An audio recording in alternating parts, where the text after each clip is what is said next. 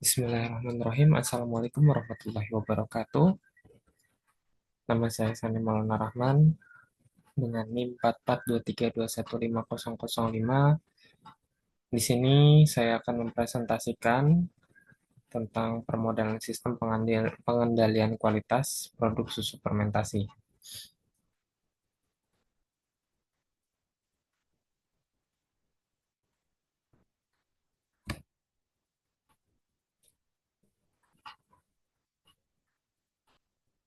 Latar belakangnya, susu fermentasi itu seperti yogurt merupakan salah satu produk pangan fungsional yang memiliki nilai gizi tinggi serta manfaat kesehatan bagi konsumen karena mengandung probiotik yang baik untuk sistem pencernaan.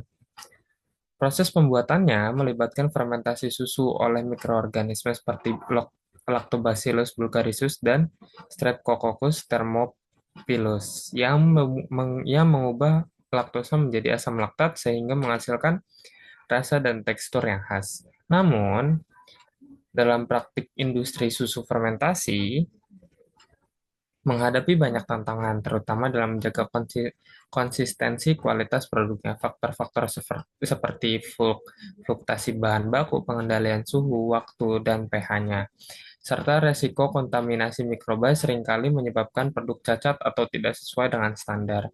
Oleh karena itu, diperlukan sistem pengendalian kualitas yang terintegrasi, sistematis, dan berbasis data real-time seperti GMP, HACCP, dan ISO 22000 agar setiap tahap produk dapat terukur dan terkendali dengan baik. Melalui permodelan sistem, kita dapat memahami hubungan antar variabel kritis, mengidentifikasi titik pengendalian, serta menyusun strategi pengendalian mutu yang efektif dan berkelanjutan.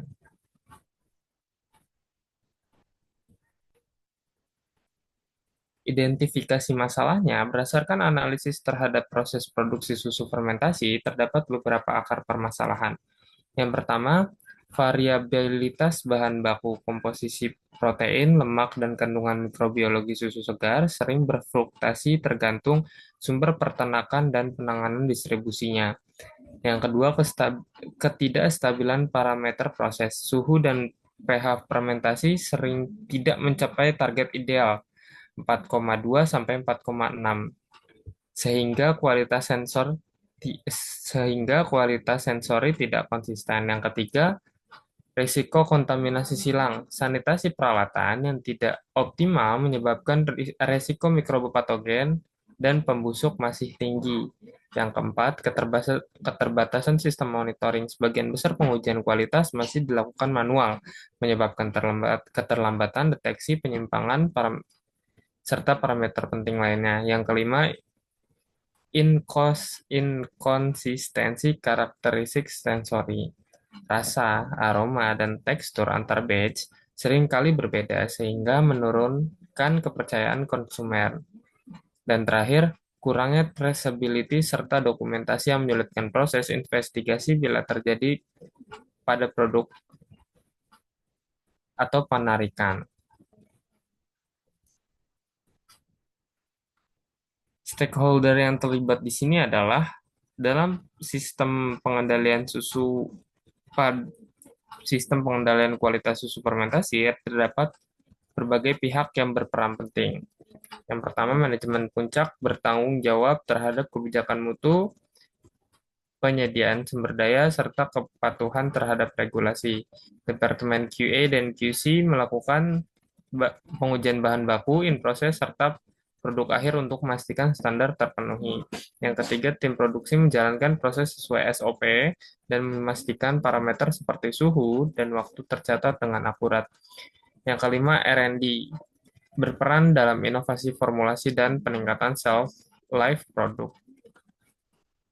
Selanjutnya, Departemen Sanitasi dan K3 memastikan area produksi dan peralatan selalu higienis, lalu supplier bahan baku menyediakan susu segar dan kultur starter dengan jaminan kualitas. Regulator seperti BPOM menetapkan standar dan melakukan pengawasan.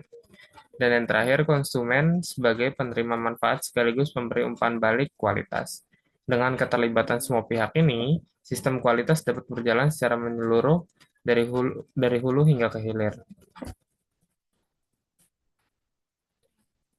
Ruang lingkup dan asumsi model. Model pengendalian kualitas ini dirancang untuk menggambarkan hubungan kasual antar variabel dari bahan baku hingga produk jadi. Ruang lingkup modelnya mencakup seluruh proses penerimaan susu segar, pasteurisasi, fermentasi, hingga penyimpanan dingin.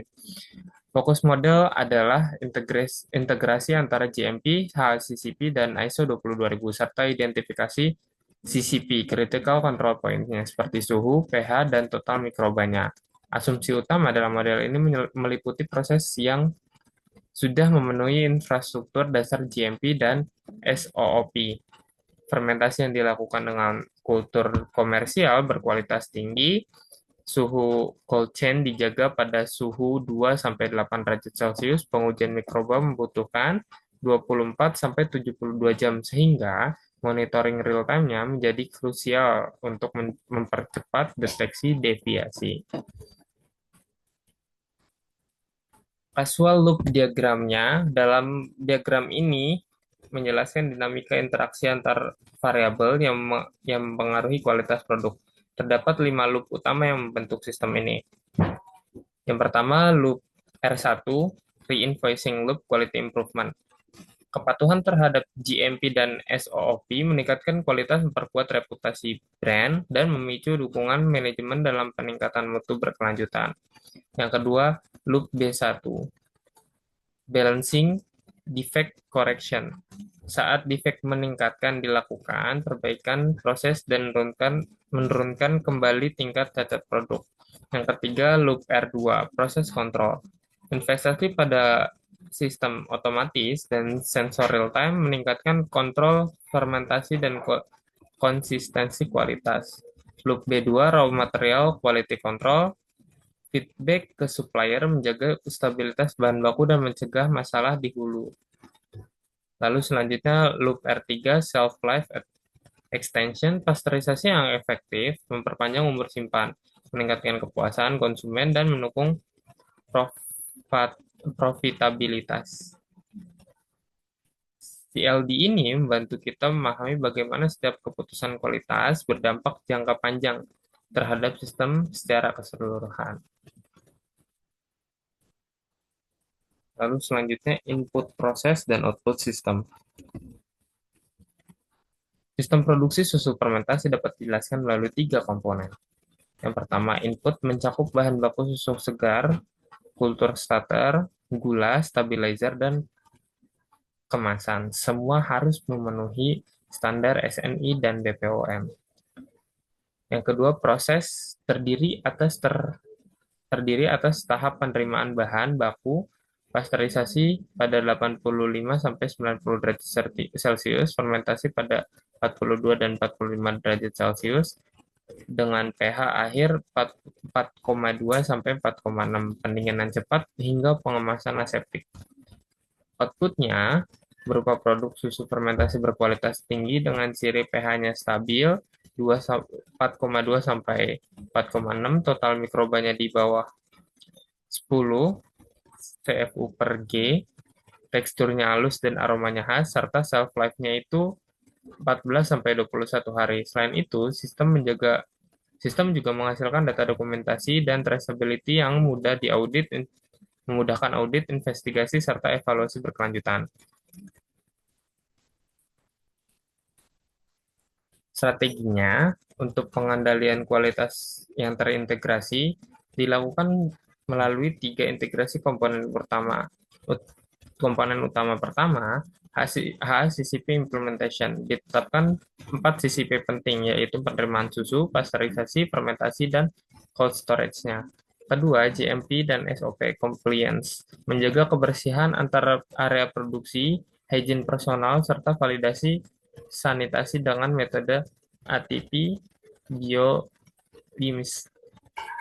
Yang ketiga, real-time monitoring atau automation dengan pengguna IoT sensori dengan sistem SCADA, parameter seperti suhu dan pH dapat dipantau secara kontinu. sehingga deviasi bisa ditangani sebelum menimbulkan cacat produk. Selanjutnya, supplier quality management melalui audit, uji bahan baku, dan corrective action. Kualitas di sisi hulu dapat dikendalikan dengan efektif. KPI dan roadmap continuous improvement.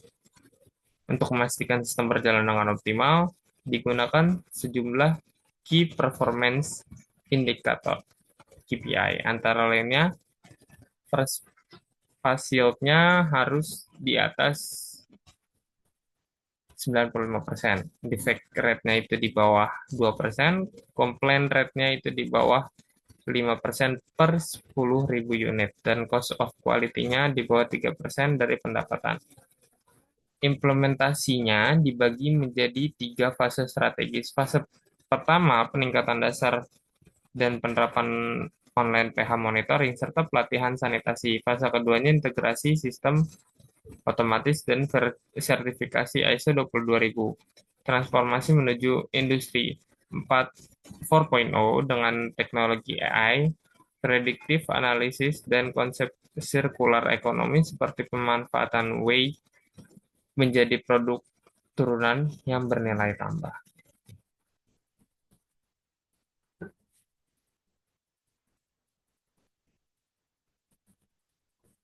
Kesimpulannya adalah dari hasil permodelan sistem ini dapat disimpulkan bahwa pasteurisasi dan fermentasi merupakan titik kendali paling krusial dalam menjaga kualitasnya. Investasi pada GMP dan teknologi real-time monitoring memberikan efek penguatan berkelanjutan terhadap mutu produk. Kemitraan dengan supplier menjadi kunci dalam memastikan kualitas bahan baku yang stabil. Dan sistem traceability dan dokumentasi digital mendukung pengambilan keputusan berbasis data. Rekomendasi strategisnya, jangka pendek, implementasi sensor pH online atau uji ATP untuk sanitasi. Lalu jangka menengahnya, sertifikasi ISO 22000 dan otomasi fermentasinya. Yang jangka panjangnya, adopsi penuh teknologi industri 4.0 serta penerapan konsep sirkular ekonomi. Dengan integrasi seluruh sistem ini diharapkan industri susu fermentasi mampu menjaga kualitas dan menekan biaya produksi serta membangun kepercayaan konsumen secara berkelanjutan. Mungkin cukup sekian dari saya. Terima kasih atas perhatiannya. Kurang lebihnya mohon maaf. Wassalamualaikum warahmatullahi wabarakatuh.